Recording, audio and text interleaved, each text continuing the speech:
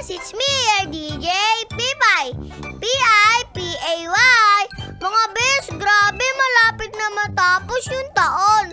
Katulad ng oras ko. Pero okay lang yan kasi mapapakinggan nyo ulit ako bukas. Naku, Pipay, alam mo, speaking of matatapos na yung taon, pero marami pa rin mga best natin nakikinig ngayon na mga wala pa rin isang salita. Yes. Ew, like, ew, right? Yes. Ay, nako. Ikaw ba, Pipay, ano ba yung gusto mong ma-achieve bago matapos yung taong 2023?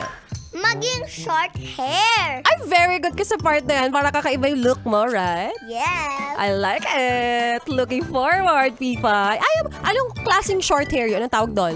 Pixie cut po. Wow, pixie cut. Ayaw mo ng Pizza Hut, Char. Ayaw mo... Ay, ang Pipay binara ko, Char. Ayaw mo ng, apple cat? No. Ay, no. No daw. O ano bang message mo doon, Pipay? Kasi alam mo, may mga best kasi tayo nakikinig ngayon, Pipay.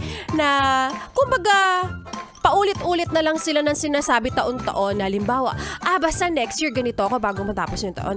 Basta next year ganito ako bago matapos yung taon. Anong message mo sa kanila, Pipay? Very good. Diba? Kasi diba, Pipay, may mga best tayong nakikinig ngayon na sinasabi, ay, promise, magbabayad ako sa katapusan. Mga ganyan, diba, Pipay? Opo. Ay, nako, yung laging sinasabi ay, promise, magbabayad ako sa katapusan tapos hindi naman natutupad, diba? Opo. Ano gusto mong sabihin sa kanila? Magbayad na sila ng utang.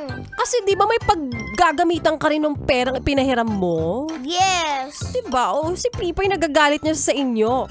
Kasi nararamdaman niya kapag naghurimentado si Mommy, right? Yes. Kasi nanonood ba si Mommy kaya medyo lang siya, tame. O kaya medyo tahimik lang siya. Ay na nga, thank you so much, Pipay. Kaya naman sundan pa natin ang mga kantahan natin ngayong hapon kasama rin ang susunod na kanta, ang Huling El Bimbo by Eraserheads. Dito pa rin sa iyong paboritong istasyon, nakabonding ang 101.1. Yes, the best. Yes, the